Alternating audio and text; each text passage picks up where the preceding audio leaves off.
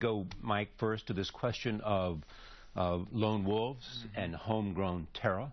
What do you make and what do you assess from Canada and the U.S. and New York? So, Charlie, we have had 3 attacks in the last week, 2 in Canada, 1 in New York City. There was a terrorist attack in the United States last week. The media sort of didn't pay a lot of attention to it, but there was.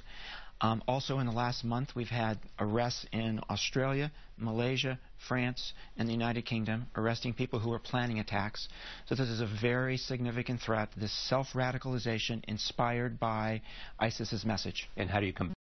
I think you have to combat it a whole number of ways. Right? You have to be on these websites where these individuals are going and getting radicalized, and when they talk about violence and committing violence, you have to investigate them.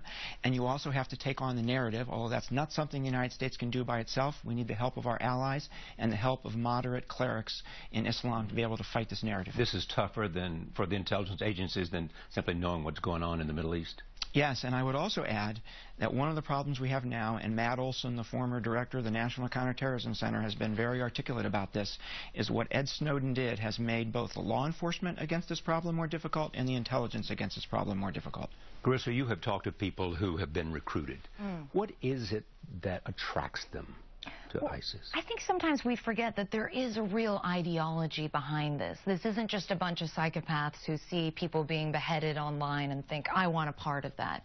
There's a perception among these people that they are the victims of a war that the West is waging against Islam. And so there's an appeal that comes with essentially trying to be a hero and go in and defend your religion and defend the innocent Muslims who are being persecuted.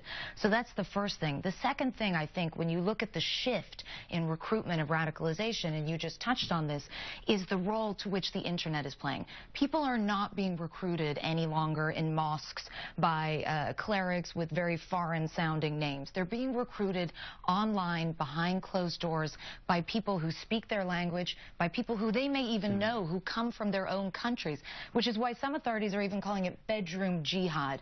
And often the families don't even know these people are being recruited. So the question becomes, if you don't know that your own son or daughter is being radicalized online, how on earth can authorities actually monitor that?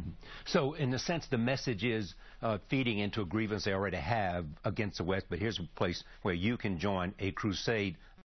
This is a real battlefield where Muslims are taking the law into their own hands, so to speak, and fighting back against the oppression of the West. They look at the invasions of Iraq and Afghanistan, they look at drone strikes, and they believe fundamentally that the U.S. wants to obliterate Islam. That's their ideology. And women